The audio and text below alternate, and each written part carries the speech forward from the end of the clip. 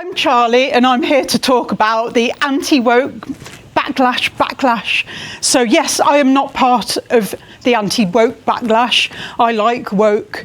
I do not represent this angry orange from across the pond who thinks that anything woke is bad and anything he doesn't like is woke.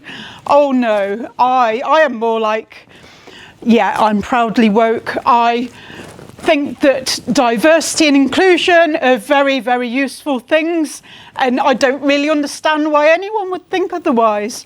I'm very much, call me woke, and I think it's a compliment. This woman, Kathy Burke, when hearing people called out for being woke, said, well, I love being woke. It's much better than being, am I allowed to swear here? It's better than being an ignorant effing T-word, anyway, yeah, and it's much better than being a twatria. Oops, that word came out anyway. Yeah, these people who paint St George's flags on our roundabouts, and back to the angry orange, who bizarrely has something against diversity, equity and inclusion. Which bit of that doesn't he like? I mean, would he rather we were all the same, that we were automatons? Is it the equity part that he doesn't like, I wonder? So who would not like inclusion? Who wants to exclude people? What do we mean by equity? It's just fairness. It's giving everybody an equal standing, letting everyone contribute. Oh, right, I think I know why he doesn't like it. It's because he wants to be up there holding all the power and all the money while people down here are looking up. And yeah, there's no way I would look up to him. I actually think it's right to dismantle DEI departments in organisations, because it should be the golden thread that runs through the heart of everything. Every policy, process, environment, working practice. So I talk about neurodiversity inclusion. What is neurodiversity? Is it a buzzword? Well, yes, it is, but we can break it down to the immutable bare bones. It's about neurological diversity. Neurological, that means about the brain, about the central nervous system. We've all got them. That's a biological fact. They're very complicated. They're all unique and different, like snowflakes. Yeah, they're unique as well and beautiful. And they get vilified as well by the anti-woke crowd.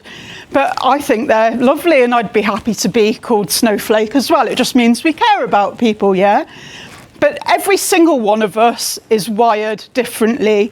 We have unique brains and minds, and that means that we each think, feel and process uniquely. We have different things we need to thrive, and finding out what those things are enables us to be that culture add piece that Maria was just talking about. And that's really super important, because otherwise you end up with a cookie cutter culture where everyone thinks alike. Now, that isn't going to cut it with the workforce of the future, Gen Z, Gen Alpha and beyond. They give a shit about people. They give a shit about the environment. They care about environmental and social governance. They care about community and belonging. So the days of the leader, the middle manager and the worker being motivated by different things, usually financial, that went out with the dinosaurs, yeah? Work needs to change. We need to be ready for the workforce of the future and not hark back to the dinosaurs of the past. We're not doing things in a Tayloristic way anymore. It's not about optimising our productivity and our output. We are not automatons. We are human beings. We each have our own unique needs and preferences, and they are to be respected. Because if we treat people like human beings and individuals, work out what we need to do to help them to thrive in their roles, in the workforce, in society in general, then we're enabling people to be at their best, to be happy, to have great engagement, and that is how we succeed, that is how we differentiate. That's not my normal talk. If you want to hear more of my normal talks, have a look on my YouTube. I've been Ausome Charlie. Thank you.